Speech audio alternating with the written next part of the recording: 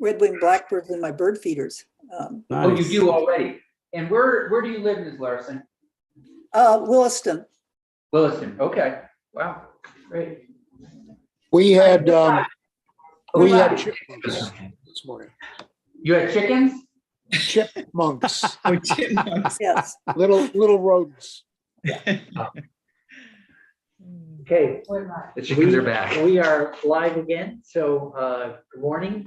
It is Wednesday, March 9th, 10:35 a.m. And this is the second half of Senate Natural Resources and Energy. We're returning to S201, an act relating to trapping. And with that, let me back up. So Commissioner Herrick, I think we're interested in any and all testimony you want to offer. And I think one way we're working through the topic, I've tried to come up with different ways perspectives to look at it from. The committee would like to know, amongst other things, but what is the wildlife biologist perspective on trapping in terms of do we still need it as a wildlife management tool? How does it get used? Or is it does it fall more into the category of a tradition, but not necessarily part of wildlife management? So, fair question. Well, thank you. And for the record, I'm Christopher Herrick, the Commissioner of the Department of Fish and Wildlife. And as it happens, I brought biologists and educators with me today to address those issues. But before I hand it off, I did just want to say, I've already testified my concerns on this bill, and I'm not going to waste your time reiterating that, except I would like to make one point. This is a really complex issue, which can't be boiled down to sound bites and a simple opinion. And as a point of fact, I'll just mention that at least one senator has reached out to a trapper in order to understand what really goes on in the woods. And I believe that was beneficial to them. And while I think that's fantastic, I think there's also been a lot of discussions and learning what BMP means. That's happened in the last week. And my concern is that this is a really complex issue, requires way more thought and time than I believe we're going to be able to give it in the next day or two. And I think if we move it forward, I have strong reservations and concerns that we may create more problems than the committee is looking or even thinks that it's solving. And I'm actually not even sure the problem that they're trying to solve is in reality a problem.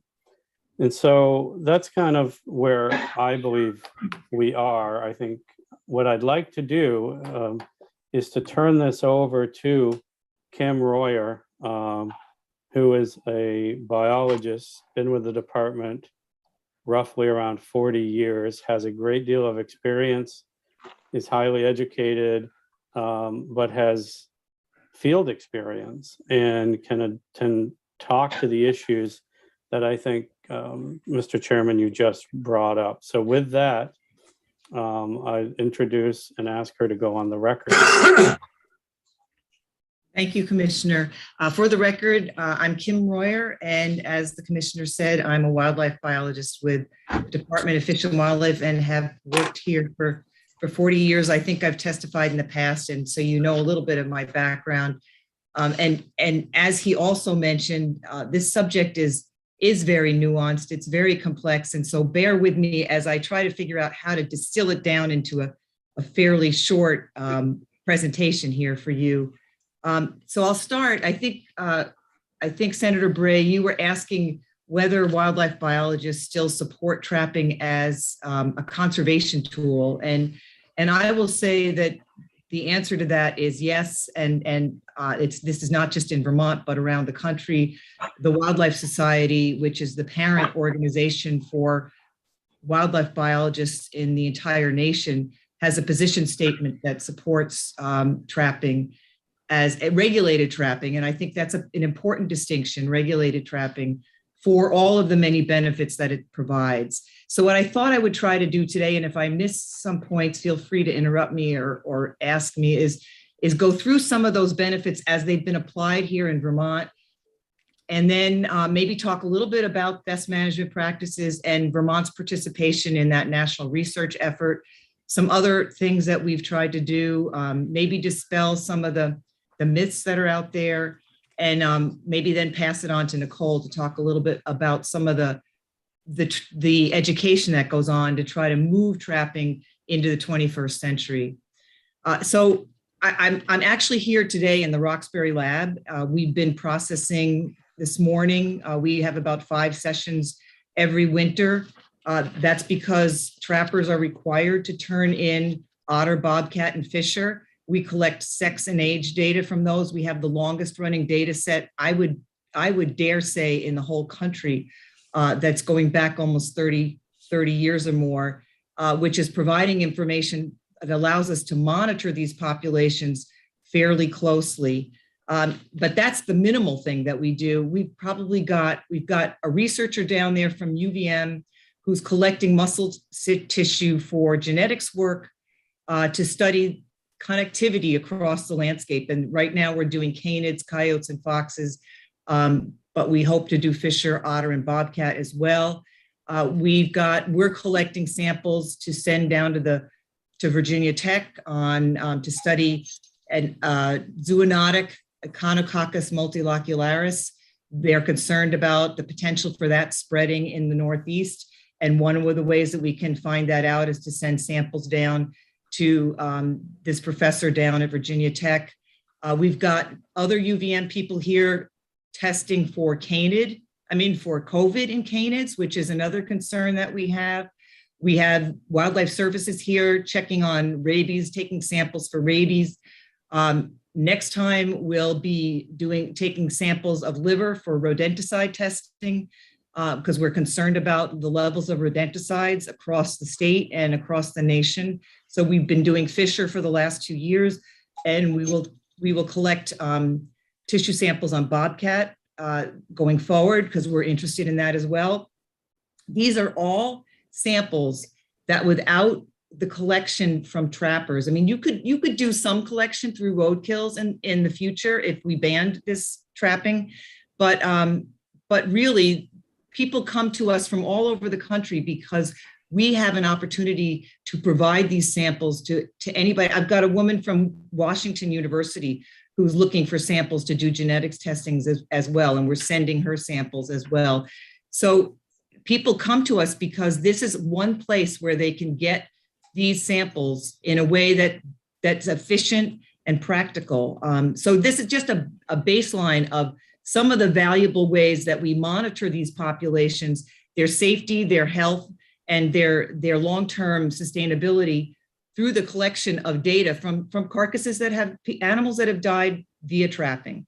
That's just one example of the benefits. We've used many of the same traps that are used by trappers for 2 research projects here in Vermont, a coyote project back in the 80s and a bobcat project in the 2000s. I can show you some of those traps if you're interested, but these were important tools for actually trapping these animals, collaring them, releasing them. And because we did that, because we collared and released them, we could actually track whether there had been any impact from holding them in these traps for a day. And in most cases, and in fact, I would almost say all cases, we did not see any indication that there was any damage from those traps at all. We use these. Yes, excuse me. Go ahead. No worries. Thanks, Ms. Warder. So just so I know, because a lot of people have been just talking about traps a lot, and there are a lot of traps out there. I think there are some kinds of, you're talking about, and I'm just curious about the coyote trap. When you're trapping and releasing, Can you tell me a little bit about that kind of trap so I Sure. can talk to constituents about it? Because it sounds like, again, you're putting something on there so you can track the animal and clearly, of course, not kill the animal. Exactly. And so I can show you, I think I can hardly see, but I think that was Senator Bray that was talking. I can show you some examples of the types of traps that we use, and they're the same types of traps that regular trappers uses, regulated trappers uses, avocational trappers use these same traps. This so is one record, that. Ms. Royer, for the record, it was Senator Campion. I asked a good question. Oh, I'm sorry, Senator Campion. Yeah. I don't recognize your voices yet. So this is an example, and we're talking a trapping system here, not just the trap, because it includes the chain system, which require, we suggest several swivels. We suggest swivels on the base plate. The reason why this trap is a best management practice trap is because it's laminated and offset. There's a space in here, and there's a lamination that makes this wider than a normal trap would have been in the past. So this is a laminated offset trap that we may have used in the bobcat study or the coyote. I'm not even sure these were available back when we did the coyote study. Another type of BEP trap is, excuse me, yes.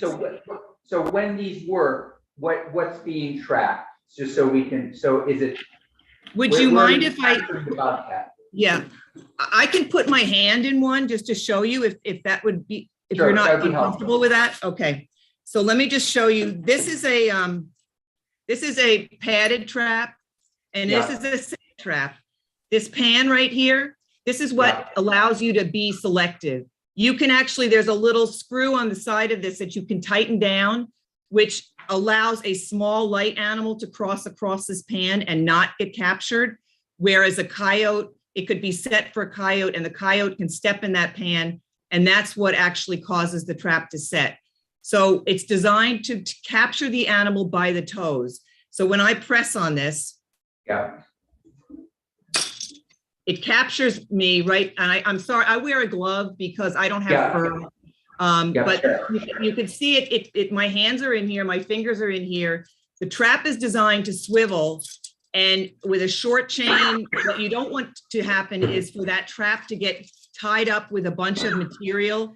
You want it to be able to move around easily. Then the animal can sit in this trap without really much pain for however long it takes for somebody to come check the trap. And for canids like coyotes and fox, this is one of the, coyotes rarely go into a cage trap. So it doesn't work to capture coyotes. So this is really one of the few ways that you can capture an animal, a coyote, and have it be held until somebody can come and either release it, which happens sometimes, kill it if you're using it for fur, or capture it and collar it, which is what we were using it for when we were doing this for our coyote study back in the 80s. That's very helpful. Thank you. Thank you. Sure. And I'll just show you, since we're on the trap types, I'll show you a third type of trap.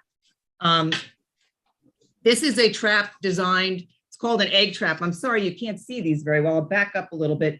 This is designed for a raccoon and can be set where you have cats in a barn. Because the raccoon, you can put a marshmallow in there, and the raccoon actually reaches its paw in, grabs the marshmallow, and there's a little device in there that holds the paw inside this this device.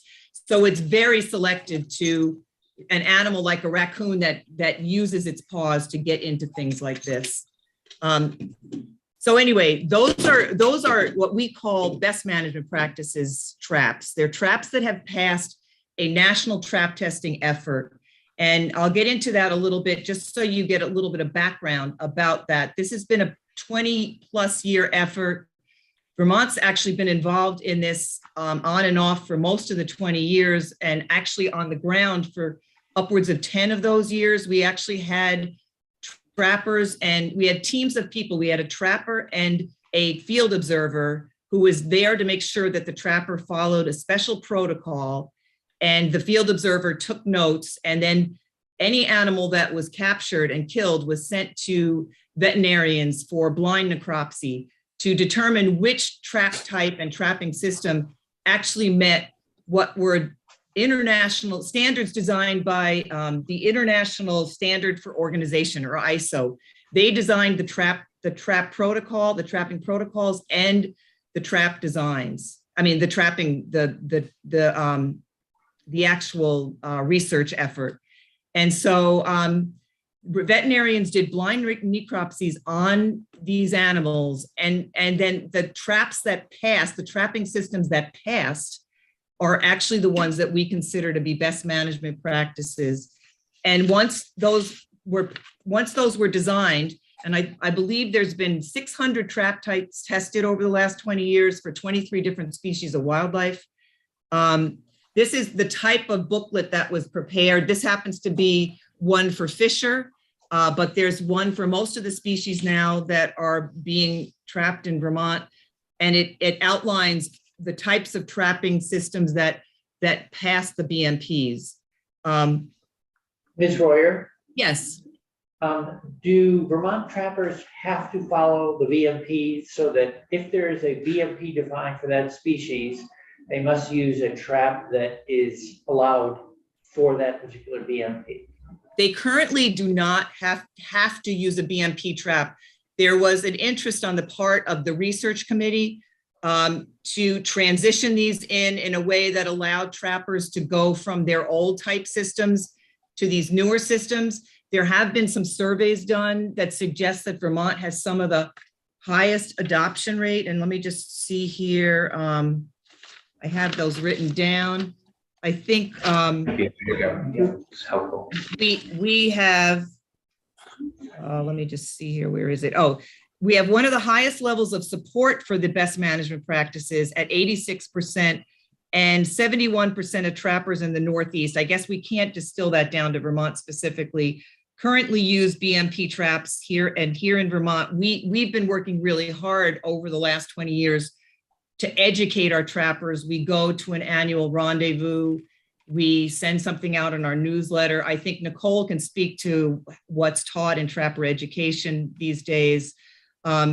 So we have worked really hard to transition our trappers to using these BMP type systems. And to be honest, some of them are really crafty enough that they can actually weld and fix some of the old type traps to actually bring them up to BMP standards. And I suspect some of them do that as well. I have another question, please. Sure. Since you have a long career at the department, have we ever supported the transition from like a non-BMP practice to a BMP practice with basically something like financial aid? Yeah, that's such a great question. And we've had many conversations about that. We've actually talked about trying to do a swap. And we've never come up with the funding to do such a thing, but we have always had an interest in trying to figure out a way to maybe do us buy some BMP type traps and swap them for the turn-in of some older type traps. We do give, I believe, Nicole, in our advanced trapper education, we give out BMP traps to people who take our advanced trapper education course. But we haven't gotten to the point where we have had the funding to do that for, I believe, right, Nicole, we don't do that in every trapper education course. No, we don't. And I believe that those BMP traps are all purchased by the VTA. They're not purchased by us. So that's something that the Vermont Trappers Association purchases. Yeah. Okay, thank you. Sure. So I think some of the questions and concerns, which we all have had, has been the selectivity of these traps. And some of this research has shed some light on some of the numbers that have come out of this effort. And so during this effort, I think there were no threatened or endangered. So they basically over the national effort, there's been 230,000 trap nights, and a trap night is basically one trap for one night. So there were 230,000 trap nights nationally as part of this trap testing effort, over 21 years. And in that time, no threatened or endangered species were ever caught, and domestic dogs or cats were captured less than 2% and 3% of the time, respectively. So I think on all of those, I mean, the trap testing research folks offered to pay for vet bills for any domestic animal that was captured and harmed, and they never had to pay any vet bills, as far as I know. There were 2 feral cats that were killed by a trap, but that's in 230,000 trap nights. I suspect many more get hit by a car. Sorry, could you say again the number of trap nights? Yes. So nationally, there were 230,000 trap nights. So when the field observer was out with the trapper, they tracked how many traps were out on the ground for how many nights. And that went down into the very complicated form. So they could get information about efficiency, selectivity, safety, and animal welfare. Those were all the components of the best management practices. And so there were 230,000 trap nights across the country. And with all of that effort and with all of that research, less than 2 and 3% of domestic dogs and cats were actually captured. And these were trapping systems that were the same type of traps and trapping protocols that avocational trappers would use. So there wasn't a huge divergence from what was going on the ground, just that the trapping systems that they were using were different than what they might have been using in the past. Okay. So can I ask, I just want to make sure I'm doing the math right in my head. If there's 230,000 trap nights and it was a 1% capture rate of domestic dogs or cats, would that mean that on 23,000 trap nights, a dog or cat was captured? Is that the right way? I would say you are correct. Yeah, I would say, not that I can do that math as quickly in my head, but that sounds right to me. And I can give you some more. I can give you some more examples from some other. There was some, and I'm not sure these are all foothold traps. So but there was some selectivity research done in New Hampshire and Louisiana, just as 2 examples. I mean, a lot of this was done in many states across the country, and in New Hampshire, their capture rate for non-legal fur bearers was 0%. In Louisiana, it was 0.5%. And just to follow up with that, we actually surveyed, in cooperation with the Vermont Veterinary Medical Association, we conducted 2 surveys of Vermont veterinarians, one in 1998, and we repeated it 20 years later in 2018. You can see we had concerns about the capture of domestic animals as far back as 1998. And we were interested in finding out from Vermont veterinarians how many domestic animals they had been had to treat as a result of a trap-related injury. We got, our response rate was relatively low, but in 1998, it came out to about 6 animals per year. And in 2018, interestingly, it was about the same, about 6 animals per year. So we figured that to be about 1 domestic animal for every 2,100 plus fur bearers caught. And in terms of how much damage there was to those domestic animals, I don't have that information with me right here, but I could find that if you were interested. Okay. Well, yeah, and that sounds quite different than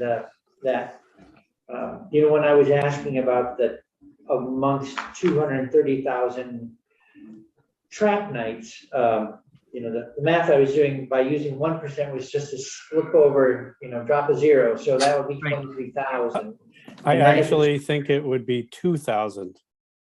1% of Oh, 200,000 I is can't slide it over 2,000. two. Thank you. So it's- That's why I wanted to Yeah. do the math out loud. Thank you, Commissioner, for doing the math, but I can't That's do what I'm math here in my head for, on the math. spot.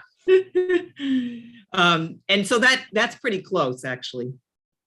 Okay, great, thanks. Just, I figure it's always good to slow down and do a math check.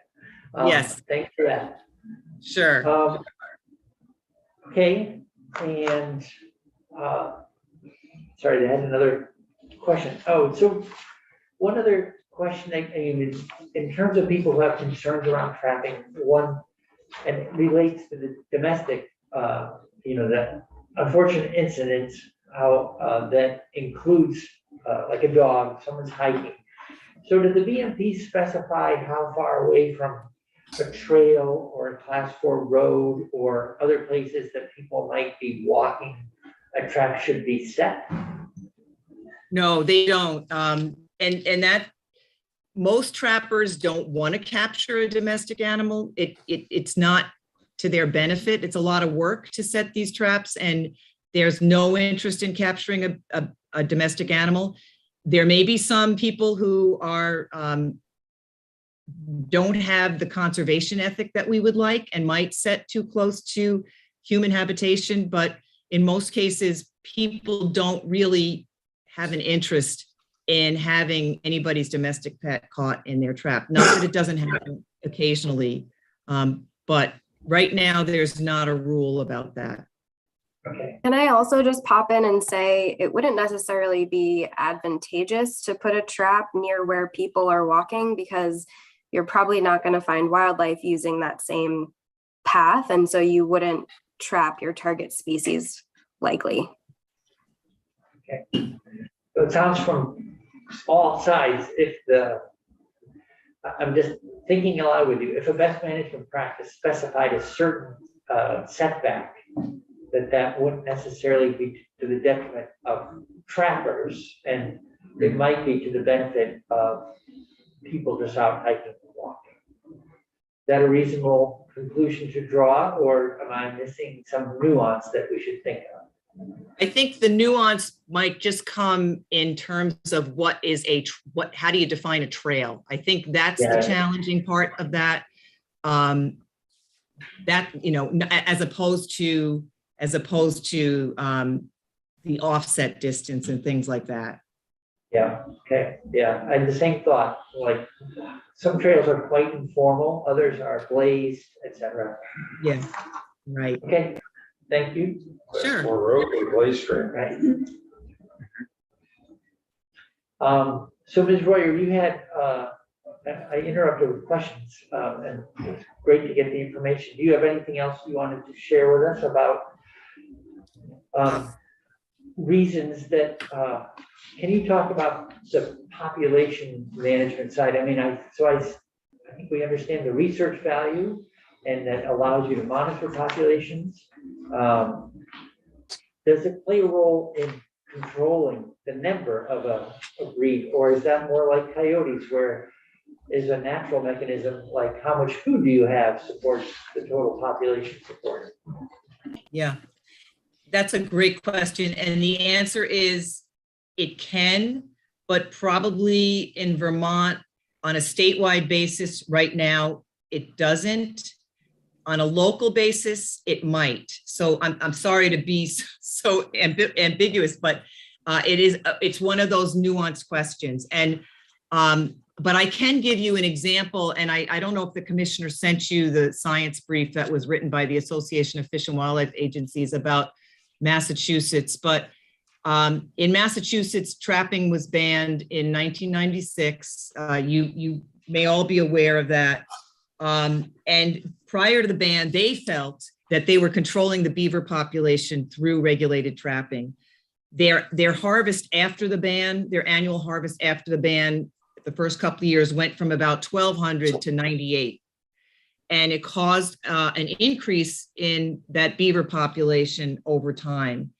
And so in 4 years, they found that their beaver population had jumped from about 23,000 to about 50,000 And of course, along with that, they saw an increase in the complaints on the part of landowners with conflicts with beaver flooding their driveways and septic systems. So in 2000, the legislature actually changed the law and allowed municipalities, not the Fish and Wildlife Department, but municipalities, to give out permits to use this banned trap to trap beaver if there was nuisance damage occurring.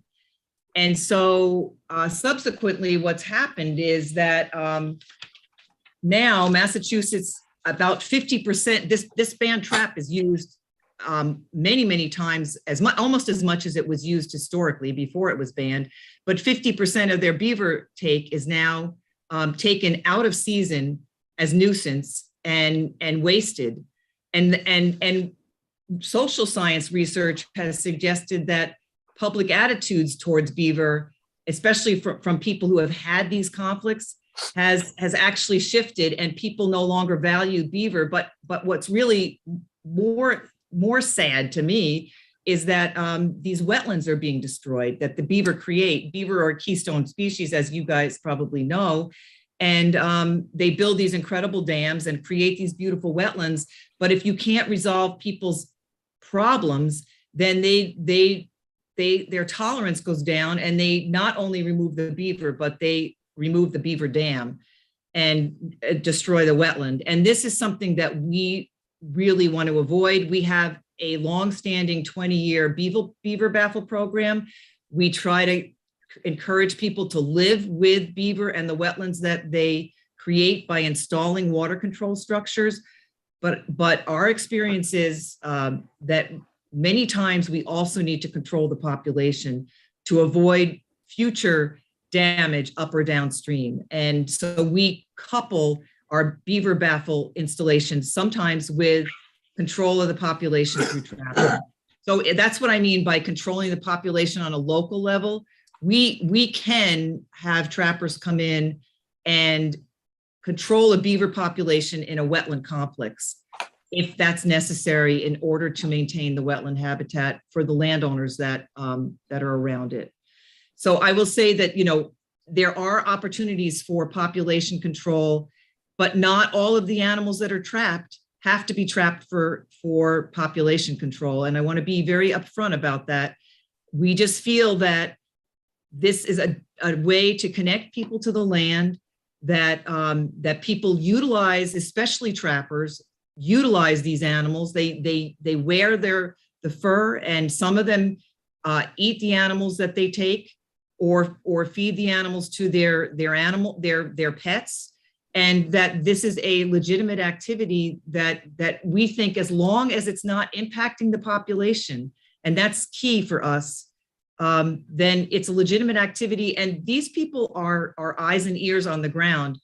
They're the people that notified us when they started to see a decline in the muskrat population and suggested that we shorten the season. The first indication we had of success of our marten reintroduction down in the Southern Greens was from a trapper who was scouting for Fisher, saw what he thought were marten tracks, put out a camera and some bait, and sent us our first video of a marten that had been reproduced as a result of the marten that we had reintroduced in 89, 90, and 91. And that subsequently led to research efforts with Central Connecticut State University. So there are many ways that these folks provide conservation information to us that would be invaluable. And their skills are something that are hard to learn. They take some time. If we just tried to outlaw avocational trapping and say, well, we want to use trappers just for science, for research, for protecting threatened and endangered species, and for nuisance work, over time, you're going to lose the skill set from these people, and we'll no longer have anybody who's capable of dealing with those types of issues, because they won't be doing it on their own time, for their own reasons, to get out into the woods and get connected to wildlife. So I guess I would end with that and let Nicole talk a little bit, unless you have more questions, let Nicole talk a little bit about just the people that she works with and trains. Sure, thank you. Let me just check here. Any committee questions for Ms. Royer? Okay, thanks for your testimony. Thank you very much. Thank you. I guess if I may, Yeah. Ms. Senator Royer, Camp. generally, when you look at other similar states, Maine, New Hampshire, are we all kind of in the same, the same policy area around this issue? Around I have a lot of regulated family- trapping? Yeah, yeah. Except for Massachusetts. Massachusetts, as I've said, has banned trapping. Okay. Traps. They allow the use of what we call cage traps, Bailey and Hancock for beaver, and cage traps for other species, but they don't allow foothold or conibear traps, body gripping traps, except, as I said, the exception where they've got conflicts. But other than that, Massachusetts is the exception. I would say New Hampshire, Maine, New York. We meet regularly, the Northeast meets regularly on an annual basis to talk about our regulations, to talk about our research, to figure out best practices. And I would say, except for some differences in some of the regulations, we're all relatively close. And we often ask each other, what are you doing? How have you made, what changes have you made? What would you suggest going forward? So there's a lot of conversation and communication between other state agencies. Thank you. Sure. Thanks, Ms. Royer. Ms. Meyer? Hey, thanks for having me today. I'm Nicole Meyer. Like I said earlier, I work as the bow hunter and trapper education program coordinator. So my work really focuses on the education of the folks who are looking to do these activities. I want to talk a little bit about the benefits of trapping from both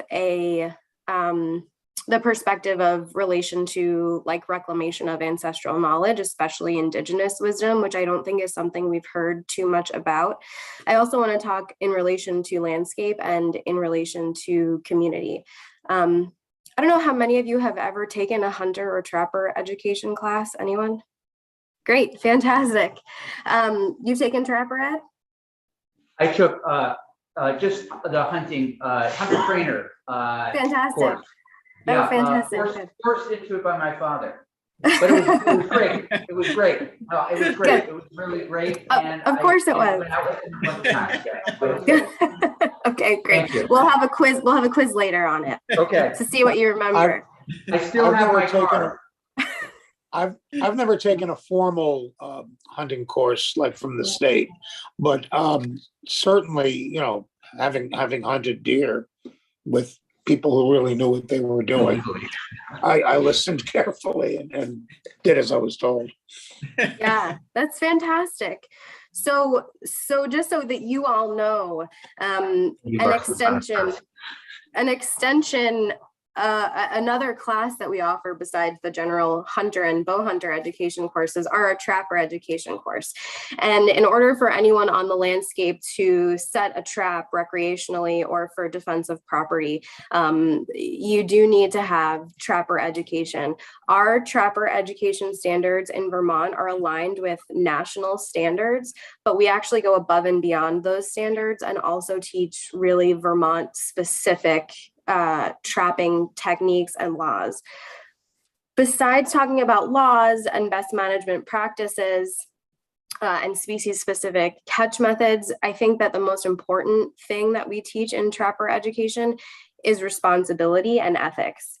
And we teach responsibility to wildlife in order to keep them safe on both an individual basis to minimize suffering, as well as on a population level scale, and so that we're not taking too many individuals off the landscape to affect population, and also respecting wildlife or responsibility to wildlife insofar as things like wildlife disease, which I know Kim has talked about a lot already. We also teach that we have a responsibility to other trappers to ensure that we're putting our very best foot forward in the trapping community, so that we're teaching the right and ethical path forward to trapping so that we can continue doing this in the future. We also teach and really stress our responsibility to the landscape. You know, trappers are out there and they have such intimate knowledge of that landscape. Like Kim said, they're sometimes some of the first people to let us know when they're seeing something that's amiss, something new. Especially there's a responsibility to landscape when we consider that humans are the one species on the landscape that are doing the most to affect our habitat and our landscape and the habitats of that wildlife are in.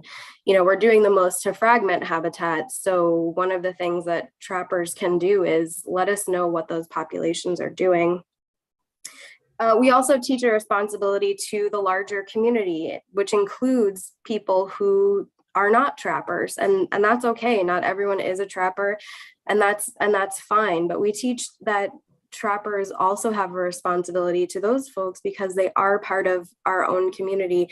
We do want to get along with them, and we also want to serve our community, you know, for things like if you've got some wildlife damaging your sugar bush, for instance, or a coyote who's habituated to a chicken coop. Vermonters can help to mitigate that damage, help the community in that way through trapping. And I would be really remiss if I didn't also mention that as Vermonters and Yankees in general, I think we all have this very do-it-yourself, self-reliance kind of attitude. And trapping is a very big part of that. You know, when my toilet broke the other day, I didn't call somebody. I went on YouTube and taught myself how to fix it. And I think that that is something that really relates to trapping too. If you're seeing an issue out on your landscape, I think many of us want to be the ones who are holding that personal responsibility to mitigating that issue. And it would be a real shame. It would be a real shame if we didn't, if we weren't allowed to continue to do that, and if we needed to call on some companies in order to take care of those problems for us. Sure. We have a question from Senator Camp. You know, that's a very, very interesting point about the nuisance piece of it. You know, the sort of, I don't know,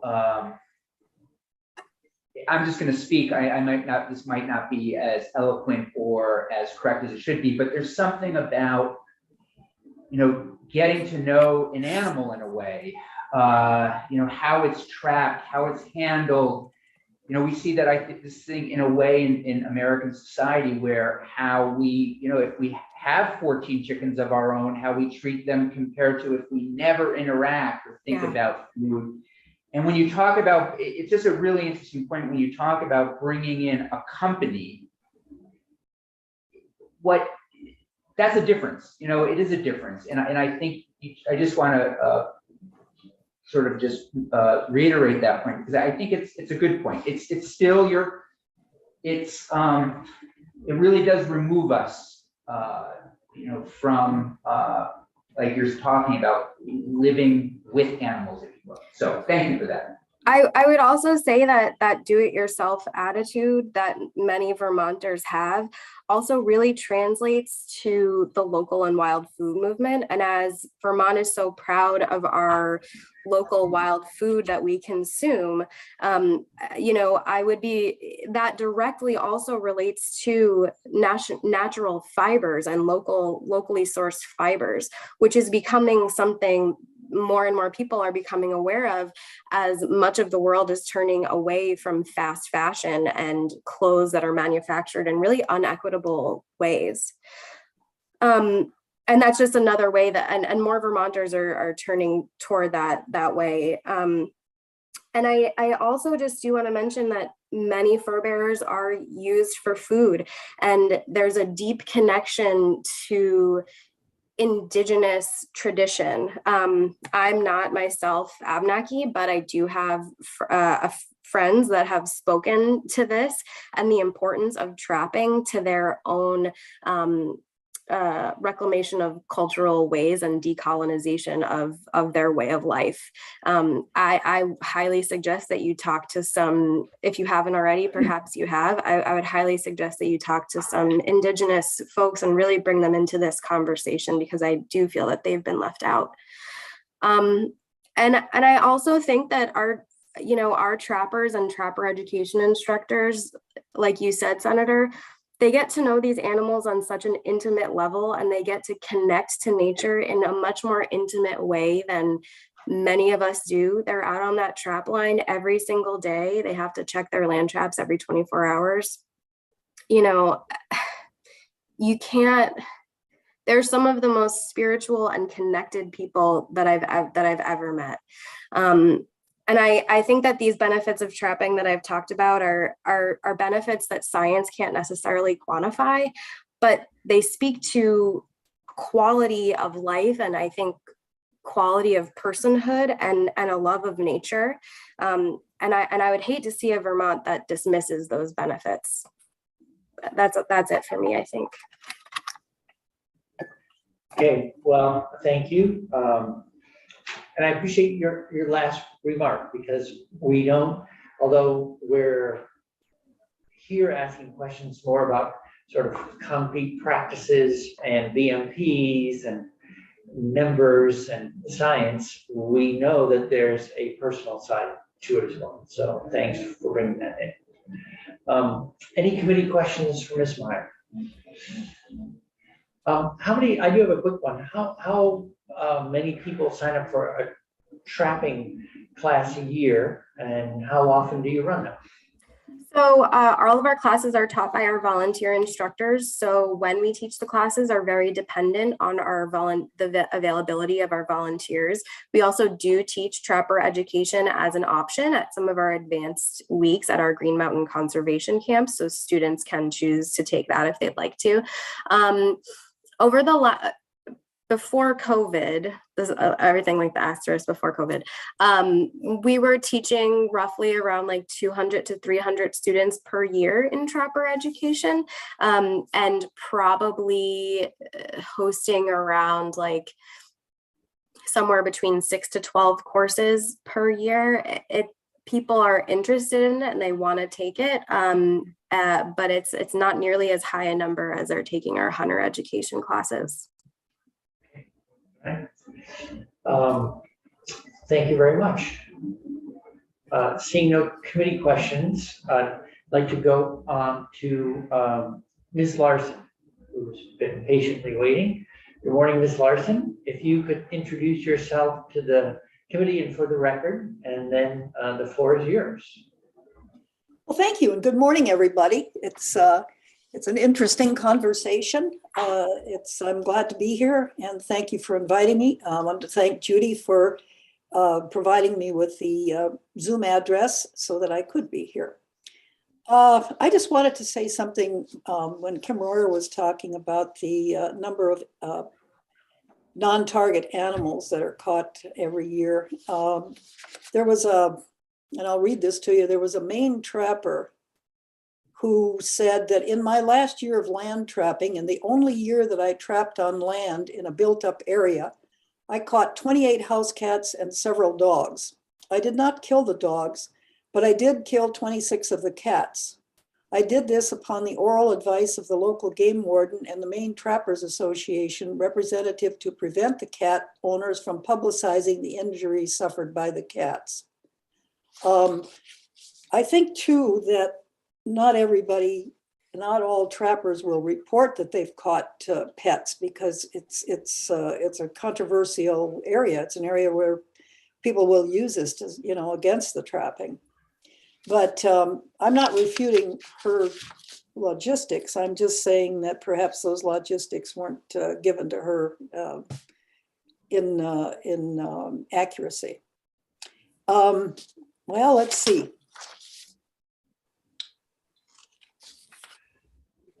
I kind of understand trapping. I used to trap when I was a kid. I grew up on a cattle ranch out in North Dakota. Oh, I should have introduced myself or told you about my background. I'm a veterinarian, my master's degree in pathology, and I also have a law degree. I was a state prosecutor here in St. Albans for a couple of years. But anyway, I understand trapping because when I was a kid, I used to trap and I never cared much about the animals. I was more concerned about the money that I would be making from these trapped animals because fur was worth something back in those days. But then fast forward to when I went to veterinary school, I always worked and I was a research technician for 7 years before I went into vet school. And I was working with the Department of Neurosurgery over in the human hospital when I was also in vet school. My boss was head of the Department of Neurosurgery, and he used to take me down whenever they did brain autopsies on humans. He was actually pushing me to go to medical school. But he would take me down to these brain autopsies and he would explain the structures and the functions of the human brain. Meanwhile, over in the veterinary college, I was doing the autopsies on animal brains in our anatomy class. And the pain centers in both species are the prefrontal cortex and the hypothalamus. The fear center is the amygdala. Both humans and animals have these structures and functions in the brain. So based on science, these animals are just as capable of feeling pain and fear as humans are because they have the same brain structure. So this again is, I try to stay out of the emotions in this. I try to present just, facts and the science of how these animals are feeling and handled when they're caught in traps. As a veterinarian, my husband was a veterinarian too. He died 10 years ago. But he and I both treated animals that had been caught in traps, not only here in Vermont, but also in North Dakota. And so what we were seeing usually was broken bones, a lot of tissue damage, and certainly extreme pain, some dehydration. There was a cat from Heinsberg I couldn't save. She was so badly dehydrated that and the bones of her front leg was sticking through the skin. All of the skin was rotted, put her on fluids, and I couldn't save her. So this is what we see as veterinarians when we're treating these animals. And I wish my husband was here. He could substantiate all of this too.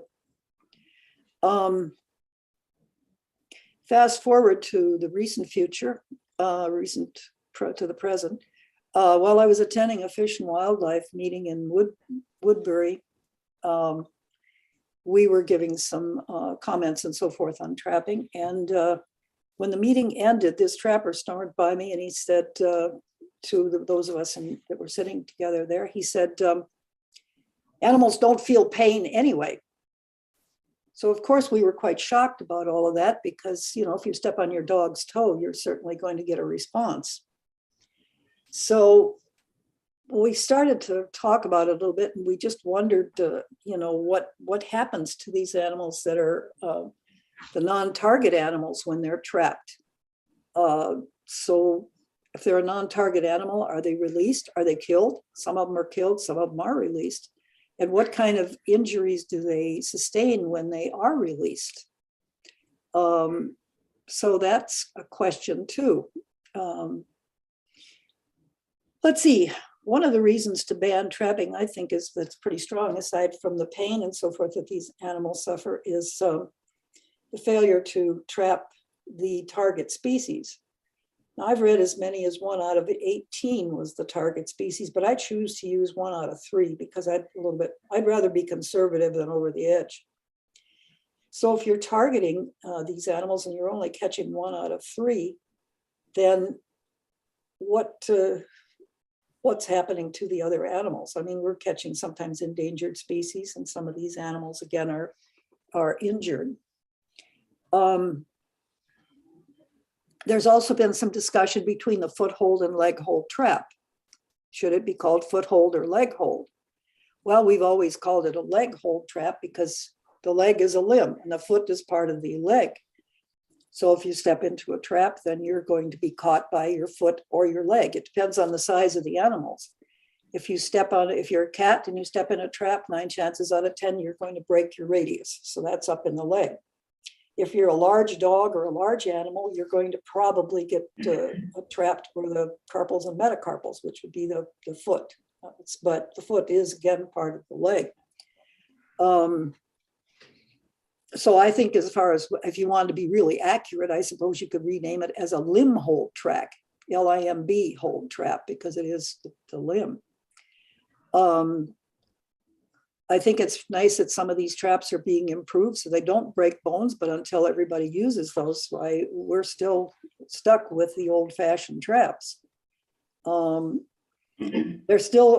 trap is still functioning the same, whether it's the newer variety or the older variety. They still have a snap that catches the animal quickly, so it slams the bones of the foot or the leg in this trap. And there's quite a bit of force there because it has to be done quickly and it has to grasp that animal very quickly. When Kim Royer put her fingers in the trap there with her gloves on that time, it would have been nice to ask her whether or not she could have pulled her hand out of the trap. How trapped was she?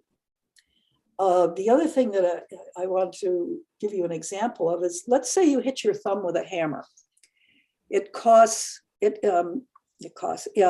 amount of force used with a hammer to hammer a nail is about 90 pounds. So if you hit your thumb with a hammer, it's going to hurt like the devil. So let's say you put one of these rubber bands or something around it, rubber or artificial padding around that hammer, and you still slam that hammer into your thumb at 90 pounds, you're going to get the same effect. It's still going to hurt, whether it's padded or whether it isn't padded. The euphemism is just this. Foothold trap simply means that there's a thin plastic or strap on the metal jaws. It doesn't mean that it's humane. So anyway, another thing that I wanted to bring up too is I don't think traps can ever be considered an effective wildlife management tool when a trap that's set for a coyote is just as easily likely to trap a bald eagle or whatever, you know. The majority of trapping is done for recreation. It's there's some trapping that's done, you know, to get statistics and so forth. But the other thing is, I think the majority of trappers think they're managing coyote population when Fish and Wildlife has already said that a couple of weeks ago that killing coyotes is pretty much ineffective and probably causes increased breeding. So trapping can still be allowed in Vermont. Just use quick kill traps and cage traps and get away from these devastating leg hold or foothold traps. And as far as tradition is concerned, Vermont has banned snares, a traditional trapping device, decades ago. So we can easily ban leg hold traps. Not all traditions should be preserved. So if anybody has any questions, please let me know, but that's kind of an overall comments that I have on the subject. Thank you. Thank you very much. Very helpful. Any questions from Ms. Weiss? No, I mean, in a way, what I'd love to have happen if this were February 1st is have Ms. Larson and Ms. Royer honestly go out to dinner and find out where the middle ground is, if there's a middle ground, or, you know, really start to hammer some of these things out. Yeah. I think that would be a great idea because, you know, I'm trying to keep the emotions out of this. We always get accused of being emotional if we're against trapping. And believe me, I'm not against hunting. This is just focused on trapping here. But I tried to present you with the science background of what goes on here. This is not an emotional issue. This is, you know, this is the reality, and this is the opposite side to Kim Royer. Yeah. So it would be very interesting to have a conversation with her. Send us the bill, we'll pay. I'm always happy to meet with anybody. Happy to meet. I like that idea. Yeah. Okay. Well, thank you, Ms. Larson. You're welcome. And yeah, when that dinner's set up, I'd love to join you. I'll Okay. definitely promise to listen. With that, I'd like to go on to Mr. Bradley. Good morning, Mr. Bradley. Good morning, committee. Thank you, Chair Bray. It's been a very interesting discussion this morning. For the record, my name is Chris Bradley. I am the volunteer president and executive director of the Vermont Federation of Sportsmen Clubs. We represent approximately 55 member clubs with 14,000 members across the state of Vermont. I am a registered lobbyist, and I also represent the Vermont Trappers Association. We are, by the way, still looking to bring in a knowledgeable trapper if you'd like to ask specific questions. But frankly, I think between Kim and Nicole, most of those questions have been very adroitly answered. As to my testimony, when I was last before this committee, I was asked to comment on the concept of cruelty. After further reflection, I'd like to provide a different answer by saying any successful hunt in the life of an animal, it results in the life of an animal being taken. The fact that a human is responsible for that taking is, in and of itself, upsetting to many who will label it as cruel or inhumane or even immoral. Add to that the fact that there are numerous methods that can be legally used to end an animal's life, and those negative feelings multiply for some. Regulated trapping of fur-bearing wildlife has played and continues to play an integral role in the modern conservation, whether for self-reliance, understanding, education, or conflict abatement for the protection of health and safety. The activity of regulated trapping continues to play an extremely important role in conservation biology, funding, and advocacy for fur-bearing species across Vermont and throughout North America. The modern activity of trapping in today's world is engaged in by thousands for any number of reasons, the most basic of which is to live closely with the land, very close to nature. For a time, it was a way to augment one's income, in addition to providing a sustainable and nutritious source of food. For many, it's an activity built from heritage, a skill passed down from generation to generation. Our most skilled fur-bearing biologists obtain their knowledge firsthand by working with trappers, and many also trapping themselves so as to assist with study and better understand fur-bearer characteristics. Further than that, Vermont trappers are working closely with the department to fully adopt the types of traps that conform to best management practices, with trappers voluntarily switching to use this better technology. Whatever one's reason for engaging in regulated trapping today, the vast majority of individuals that participate in trapping tend to be passionate conservatives, deeply steeped in knowledge, rationale, and respect for both land and wildlife populations as a whole. While the above mentioned reasons alone should perhaps suffice to defend those engaging in the activity of trapping, these may not be reason enough for those not acquainted with the need for trapping to support appropriate and effective management of today's game species. Fur trapping does have a troubled past. Back when animal fur was procured in an unregulated fashion with little regard for animal welfare or wildlife balance. While that no longer occurs due to regulation, the question then becomes, what examples and facts would allow someone who doesn't trap or hunt to not be against it? The fact is that modern trapping is a highly regulated activity in which a relatively small number of people participate. Skilled trappers provide ecological data, helping to manage abundant fur-bearer populations at no cost to remains relevant and necessary, not only for rural environments, but for urban ones as well. For example, regulated fur trapping activities have been scientifically proven to provide reductions in flooding damage by beavers, minimizing disease risks in animal species, and provide critical tools for wildlife conservation and management. The real test of trapping's relevance is the fact that it aligns with science. If humans were not present, perhaps the argument of managing wildlife populations wouldn't have as much bearing. However, we as humans are not going away. In fact, we push further into and thereby disrupt natural habitats. For years, humans negatively impact wildlife species of plants and animals through urban sprawl and unregulated activities. That changed when we began to focus on conserving, rather than misusing, our wildlife resources. With the implementation of hunting regulations, all regulated species in Vermont now meet or exceed target goals of healthy abundance. So much so that abundant species must be managed through a controlled take to ensure supportable levels of carrying capacity, depredation on vulnerable prey species, and reducing human conflict. Trappers today, as well as hunters and anglers, is where the rubber meets the road with regard to wildlife monitoring. Licensed trappers in Vermont supply yearly harvest reports, which help biologists track individual species and identify population trends.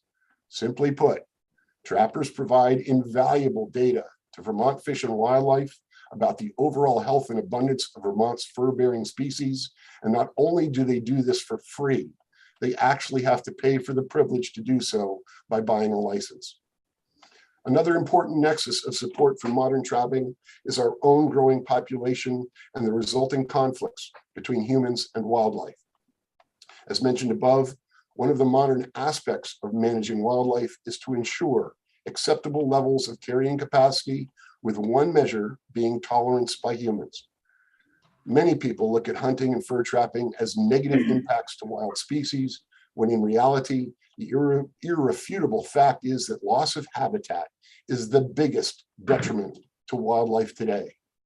Human intrusion into existing wildlife habitat shows little signs of slowing down, and as a result, we are guaranteed a future that will contend with displaced wildlife and human conflicts.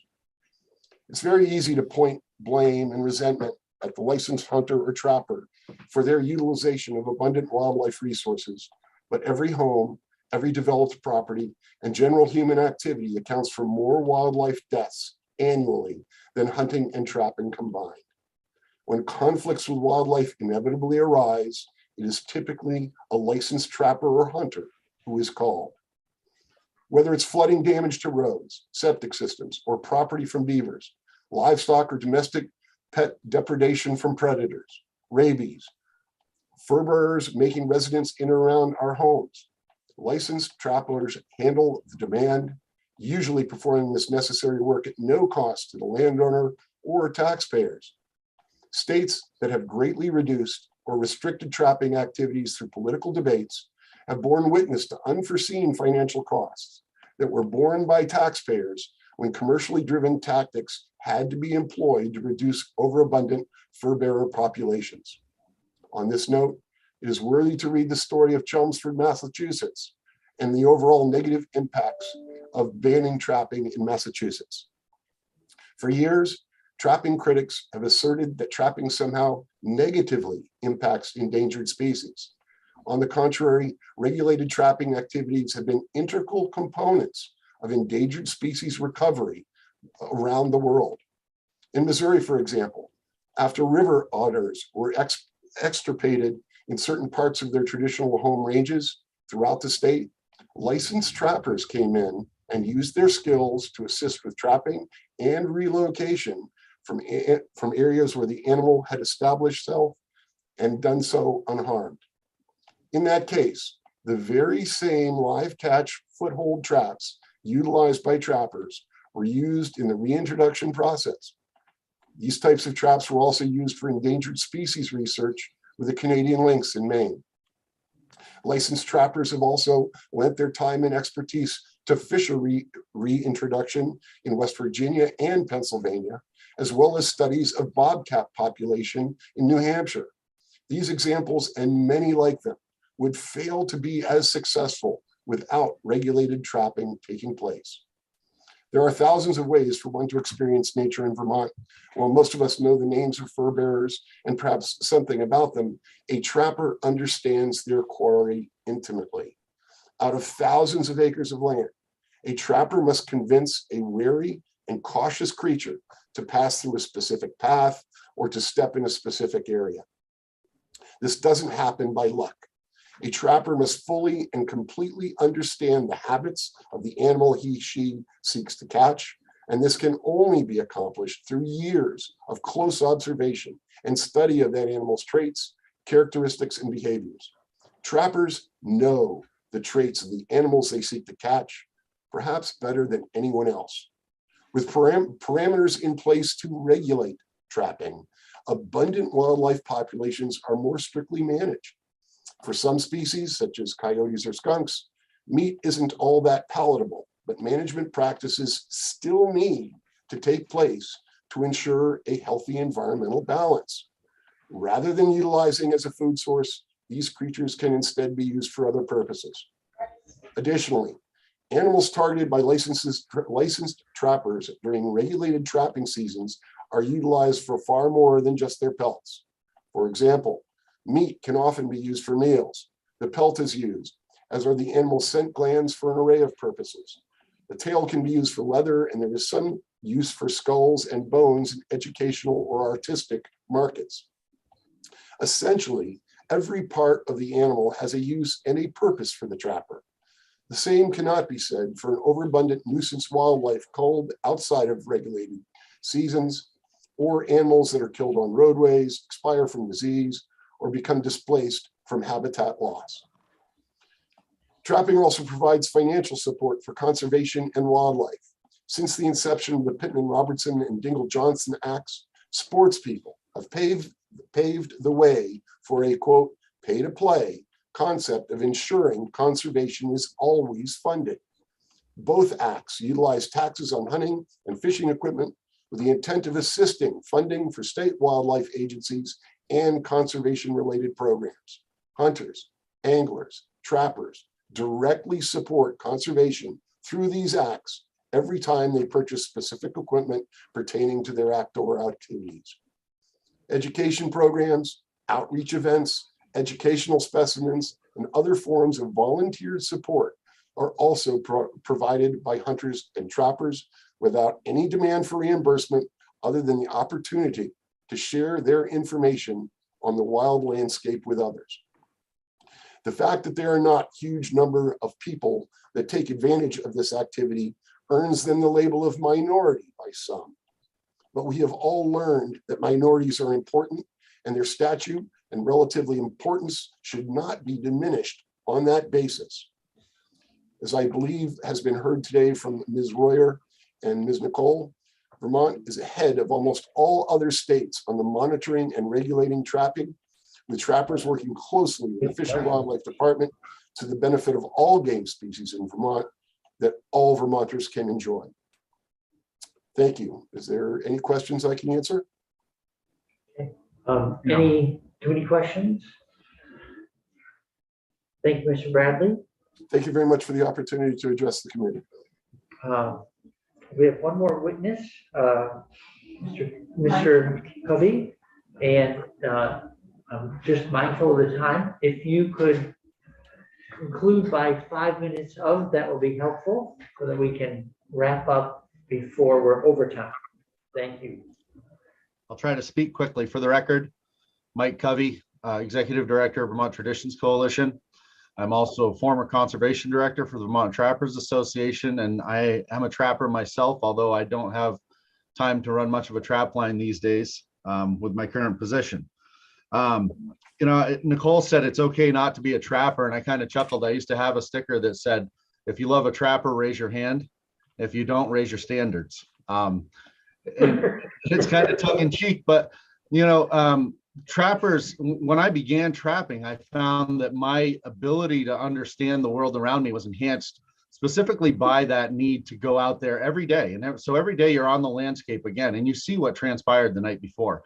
And it's really unique, you know, even a deer hunter, and you may not believe this, but I'm a deer hunter at heart. Even a deer hunter doesn't, you know, we can wake up and the weather's bad enough and we say, well, I'm going to sleep in. Well, the trapper doesn't have that option. And I found that as I first began trapping, I was so excited about it that rather than just check once a day, I might be headed to my deer stand and think, well, I'll check a couple of traps on my way. And then I'd see what had happened the night before. And I'd start, well, maybe I need to adjust it. Maybe I need to move this here. Maybe this would work. And the next thing I know, I should have been in a tree stand for 2 hours. The sun's fully up and I haven't left the beaver pond.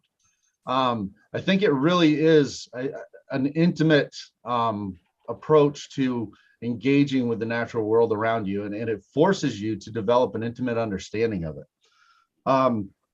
There are a couple of things I want to quickly address. When the discussion was occurring about trap nights and that 1% catch rate, I wonder, we were looking at math that kind of took 1% of the trap nights as the estimated catch of bycatch. And I think that 1% number is more likely 1% of the animals captured. I don't know that. I'm just flagging that as a possible disjoint in how the math was done there, which would, obviously be much lower than the number of trap nights. Kim talked about their survey of veterinarians that came up with an average of about 6 animals a year, domestic animals caught in a trap. And one thing that I didn't hear mentioned with that I think is an important number to know, and I would ask him to just jump in and correct me if I'm wrong, but I believe there are, we talk about trap nights and trap hours. So an hour is each trap on the landscape for an hour. I believe there's around 2 million trap hours in the state of Vermont. So with that much time on the landscape of having traps set to, when we're capturing 6 animals, that's an infinitesimal percentage.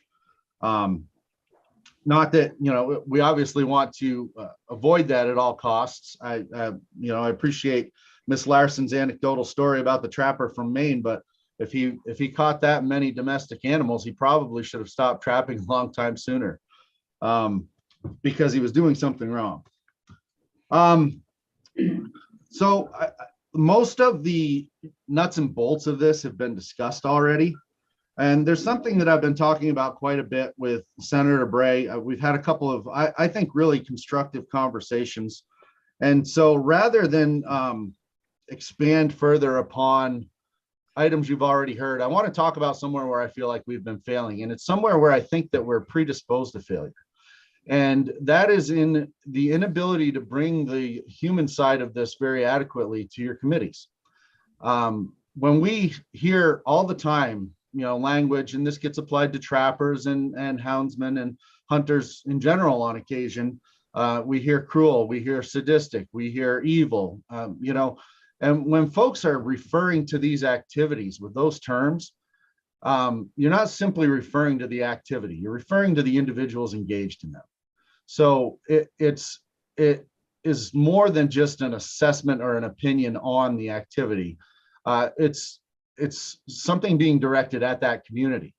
And what I can't bring to you, and what I regret not being able to bring to you, is that real honest, deep level human impact that this type of legislation has. I think Nicole mentioned, the identity with self and so forth. And the way I've spoken about it is identity with humanity. We all have some one word that when we think of ourselves, that's how we think of ourselves, and I don't know what it is for any of you, but probably by the end of this sentence, you will have thought of it. So for many folks who trap and who, incidentally, who have hounds as well, this is a significant portion of their lifestyle, right? It's something they've done for an exceptionally long time. It's potentially their deepest connection to the landscape. And it's a manner in which they connect with their own humanity, and they acknowledge their own humanity, and they acknowledge that connection between themselves and everything else. So when you start looking at these activities and characterizing them as cruel, and characterizing thereby the people who do them as cruel, that's a pretty significant blow to deliver to a neighbor's sense of self and sense of who they are. So I think that the fact that so much of this discussion centers around that language, and we tend to sometimes lose the details of the values that these activities bring.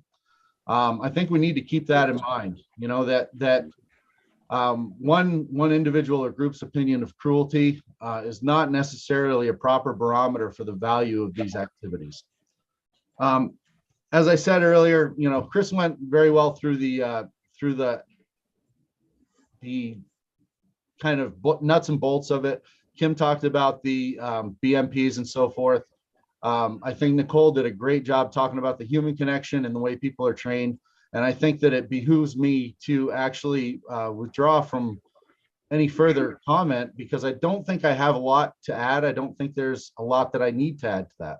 I would offer before we go that I am friends with an individual who could perhaps give you the Indigenous perspective. And I'm willing, if Senator Bray would like to reach out to me after, if that's something you're interested in, I'm willing to ask him and see if he'd be inclined. So thank you for your time. And I'd take any questions. Yes, please. So I will connect with you to get that name and contact information, please, Mr. Covey. Senator McDonald. Like we have 3 bills before us, and I was wondering if you could share with us which of those 3 bills offers the best opportunity to improve both the understanding and cooperation between the public and the people that you represent here today. And I should have prefaced that by saying that this committee, I don't think any of the 3 bills that are before us would be passed in the way they are drafted today. But which of the 3 bills might offer an opportunity to make for better relationships and cooperation between your people and the general public? Well, I think that the concept that there's a rift between the outdoor community and the general public, I think that's kind of smoke on the breeze, quite frankly. There's certainly a very vocal minority that is opposed to most, if not all, of what we do when we hunt, fish, and trap. That said, the department had a poll done in 2018. It was conducted by Responsive Management, and that poll showed that 68% of Vermonters polled supported regulated hunting and trapping. Actually, regulated trapping. Hunting was a higher number. I don't have that directly in front of me. But only 14% either strongly or moderately opposed regulated trapping. There are further breakdowns on that. I don't want to get into the minutia, but I do have that available as a result of a request to the department, and could share some of that as well. So the idea that there's a rift to be patched between the outdoor community and the general public, I think is no better than propaganda. If you're asking the question of where could work be done on these bills, I'll say unequivocally that the bill we're talking about now is a non-starter for all the reasons you've heard today. It's just a terrible idea to remove this exceptionally valuable wildlife management tool. It's a terrible idea to place the opinion of one group over the values that this brings to the state in general. I would say insofar as the Fish and Wildlife Board bill, since you've asked me about all 3 of them, the Fish and Wildlife Board is an exceptionally iterative and inclusive process. I know you hear from some that that's not the case. I personally submitted a petition to that board in 2015, in October of 2015. That petition went through 23 months of discussion. There was opportunity for written public input. There were 6 public hearings. The results of the Fish and Wildlife Board's work went to LCAR 3 times, I believe. Senator McDonald was there for that. And at the end, 23 months after this process began, with all of those moving pieces and all of those opportunities for change, 3 of the 6 propositions that I had submitted were taken up. So I'm not sure where else other than the Fish and Wildlife Board we could have that kind of a thorough process on something that's, arguably controversial. So, and I've spoken freely about the fact that in terms of coyote hounding, we know that there's no current regulation on it, and there seems to be quite a bit of agreement from everybody I've spoken with that there is room to regulate that. But again, the board is the proper place to do that, because that is the place where we can spend the time needed to delve into the details of something that is without doubt an equally complex question. The wanton waste bill is a great barometer of how a simple question can get very complex and take a lot of work. And I think the same is likely to hold true for coyote hounding, but I think it can be done, and I think there's an interest in doing it. That said, I think the board is the proper place to do that. Anything else? So I appreciate your taking the time to answer it and both answer it and do it in a thoughtful way. And I predict that if we take something up, we're going to follow your advice on which of the 3 bills to work on, and probably, hopefully, for the reasons that you have suggested. So, thank you. I'm available to speak on those bills, so thank you. So I want to thank all our guests this morning for a really productive discussion and helping the committee continue to look into things. Commissioner Herrick, you were first at bat. Do you want to wrap up? And then Senator McCormick will reappear. So I didn't have much to add except to say that I appreciate the opportunity. I think you now get a taste of the level of expertise that's housed at the Department of Fish and Wildlife. Kim and Nicole are just 2 of a group of people who are incredibly knowledgeable and dedicated. And I extend them as resources to this committee on any future fish and wildlife issue that either any single committee member or the committee as a whole would like to get ground truthing on. I think you saw that expertise today, and I thank you for the opportunity to bring them forward. thank you, Commissioner. Senator McCormick. Thank you, Mr. Chairman, and I have been here all along, just off camera. Yeah, I just want to throw in that it is heartbreaking to me to have people interpret any of these efforts as implying disrespect for the people involved. The focus has been on various activities, not on the motives or character of the people involved. I lose sleep over being told that I disrespect my neighbors. It's similarly, we also, our characters have been assaulted as well, that we're rushing things, that we're not listening to science and so on. So I thank the witnesses for focusing on the issue rather than on personalities. I think that's good advice for all of us. And, sometimes we do better than others. Okay, so with that, again, I'd like to thank everyone for a helpful conversation.